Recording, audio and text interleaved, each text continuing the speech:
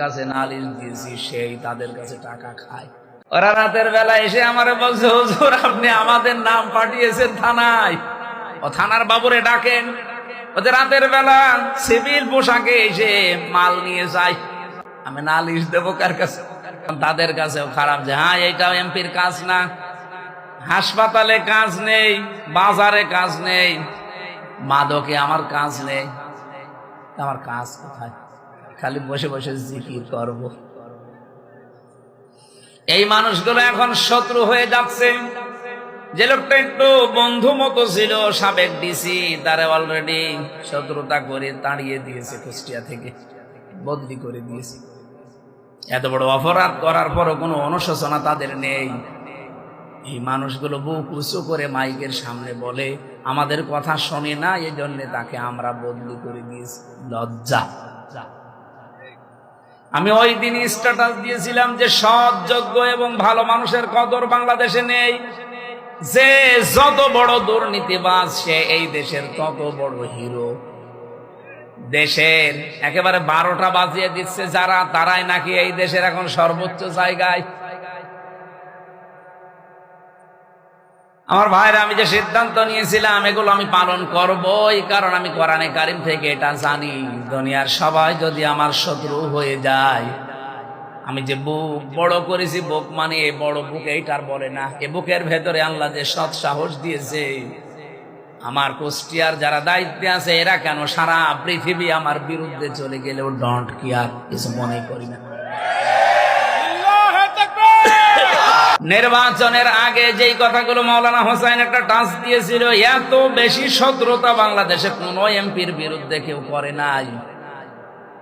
আমার একেবারে সেই 11 সাল থেকে শুরু করে কাটছাট ভিডিও গুলো এনে 64 জেলায় ওরা 64টা মামলা পর্যন্ত দিয়েছিল। কে দিয়ে? আমি একটা উদাহরণ দিতে গিয়ে 8 জনের নাম বলেছিলাম, তার ভেতরে আরাফাত রহমান, ওনার নামটাও ছিল। ওনার নামের ওই শেষে যে দুটো শব্দ আছে, ওই শব্দটাকে আমি বলেছিলাম এটা যদি কয়কার না দিয়ে কেউ কয়হস্যু দেয় তাহলে পাল্টিয়ে যায় নামটা। এইরকম আরো 8টা নাম বলেছিলাম, সেগুলো বলে নাই।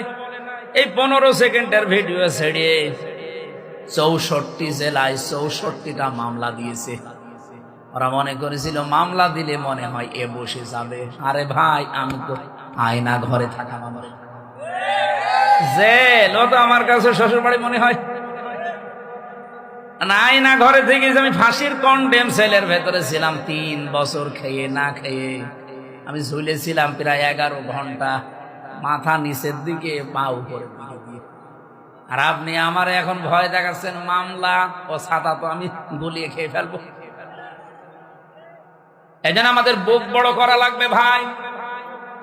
মাওলানা আব্দুল হাই সাইফুল্লাহ ভাই আমার বড় ভাই, আমি চাই আমাদের বুক যেন এরকম বড় হয় নবীদের মতো। প্রতিটি নবীর বুক ছিল বড়, তার মানে বুকের ভেতরে সাহস ছিল, আর পেট ছিল একেবারে ছোট।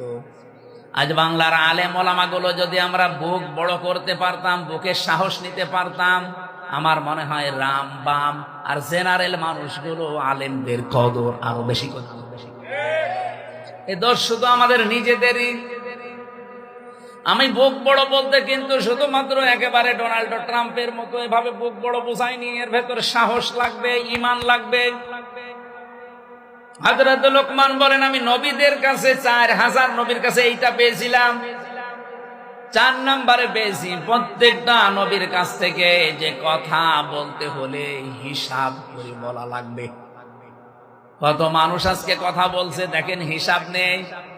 কত মন্ত্রী আজ কথা বলছে, তেল দিতে পারে না, একটু সরি বলবে না, আচ্ছা হেঁটে চলাফেরা করতে পারেন না, শরীর ভালো থাকবে। মানে মাথা থেকে পা পর্যন্ত পিটানো দরকার। আমি নাম ধরেই বলছি কুষ্টিয়ার এখন যারা দায়িত্বে আছে, এই মানুষগুলো এখন আর আমাকে দেখতে পারছে না, কারণ এদের আতে অলরেডি ঘা লেগে গেছে। হাসপাতালে হাত দিলাম, হাসপাতালের যারা দায়িত্বে আছে এরা এখন আর রাজি না। প্রথম বলতো যে হ্যাঁ খুব ভালো কাজ হচ্ছে। বাজারটা মনিটরিং করার জন্য এত অত্যাচার করে মানুষেরা। ম্যাজিস্ট্রেট নিয়ে একদিন গিয়ে দেখলাম 570 টাকা দিয়ে মুরগি দেশি মুরগি কিনেছে আর বিক্রি করছে 650 টাকা।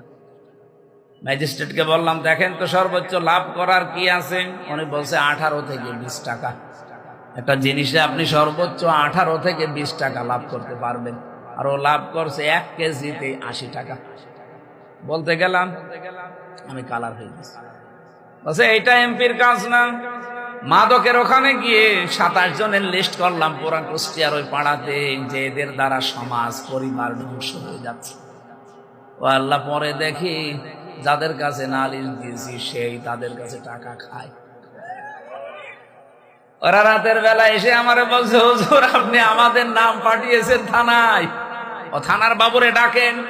ওদের রাতের বেলা সিভিল পোশাকে এসে মাল নিয়ে যায়। আমি নালিশ দেবো কার কাছে?